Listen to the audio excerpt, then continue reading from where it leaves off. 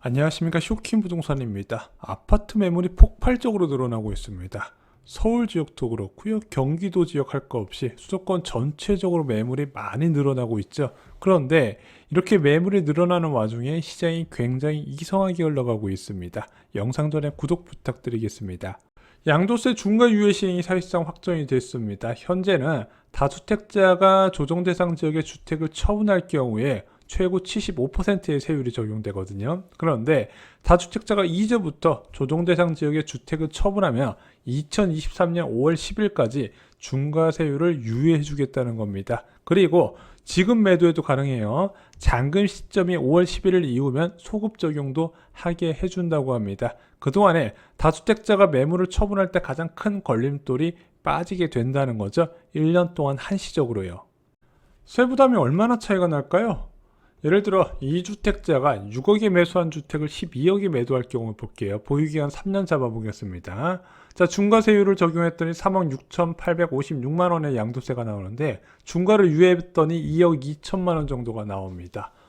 생각보다 중과 유예 배제받아도 세금이 좀 많이 나오네. 거의 양도 차익의 3분의 1을 가져가잖아. 이게 양도세가요, 기본 세율 자체가 굉장히 세요. 그리고 양도 차익도 큰 편이고, 그래서 보통 기본 세율 적용받으면 35% 정도 뛰어간다 보시면 될 것 같습니다. 그래도 중과 세율보다 훨씬 낮죠. 거의 절반 이상 뛰어갔는데. 양도세 중과 유예 덕분인지 절세 매물이 서서히 나오는 것처럼 보여지고 있습니다. 서울 매물 건수가 올해 1월 1일 날 매매 매물 건수가 4만 5천 건이었거든요. 근데 현재 5만 5천 건으로 1만 건 이상 증가를 했습니다. 경기도 지역은요, 올해 1월 1일 날 8만 4천 건인데 현재는 10만 8천 건 규모로 늘어났다는 부분이죠.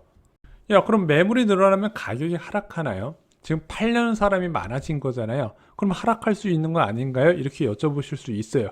제가 왜 현재 부동산 시장이 이상하냐?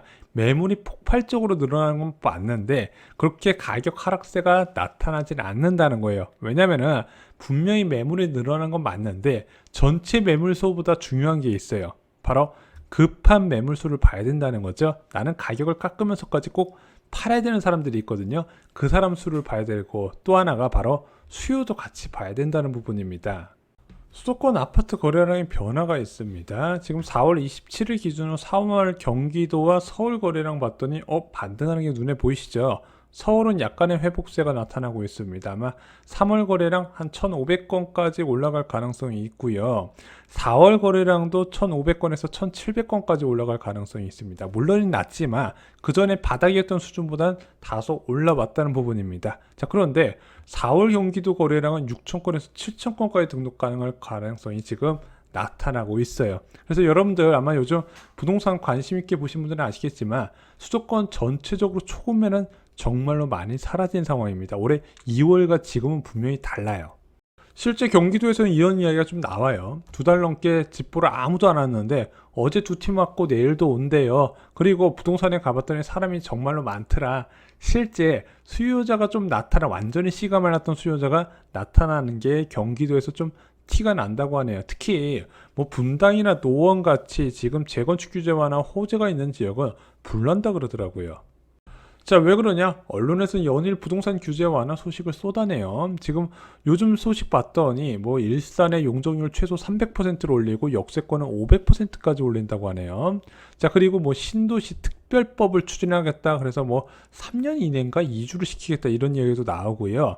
DSR 규제 완화도 오늘 다시 이야기가 나왔습니다. 하도 오락가락 해가지고 제가 일일이 다 말씀은 안 드리고 있어요. 워낙 바뀌었다가 다시 아니라고 수정했다가 뭐 이런 식으로 일이 많기 때문에 말씀은 안 드리고 있지만, 지금 언론에서 이런 규제 완화 이야기가 나온다는 게 많은 사람들 생각 속에서는 호재로 받아들이고 있다는 거죠. 그래서 요즘은 신축보다 구축 찾는 사람이 더 많다 그러더라고요.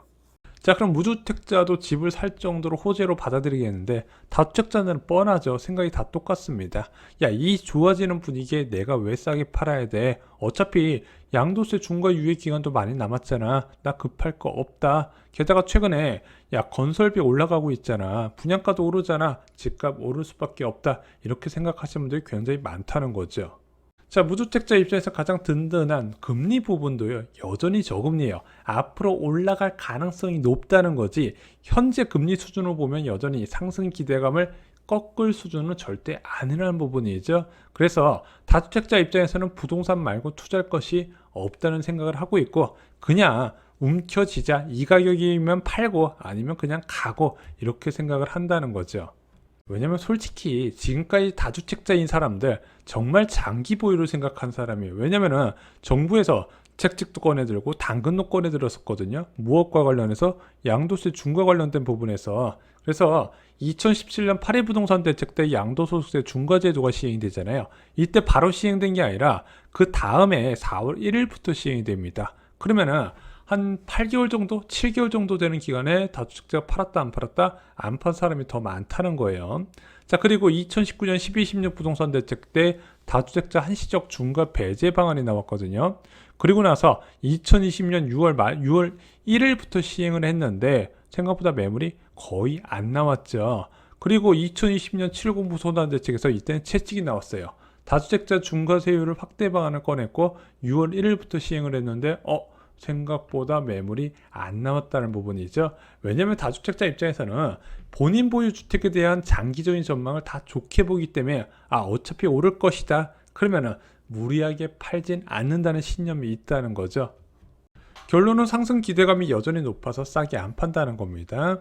실소자는 초급매 아니면 안 사려고 하고, 투자자는 더 오를 것 같아서 아파트를 싸게 안 팔려고 합니다. 그래서 매물 증가가 하락을 의미하진 않는다는 거예요. 하지만 이런 다주택자의 매물도요, 그냥 매물이 아닌 급한 매물로 바뀌게 될 겁니다.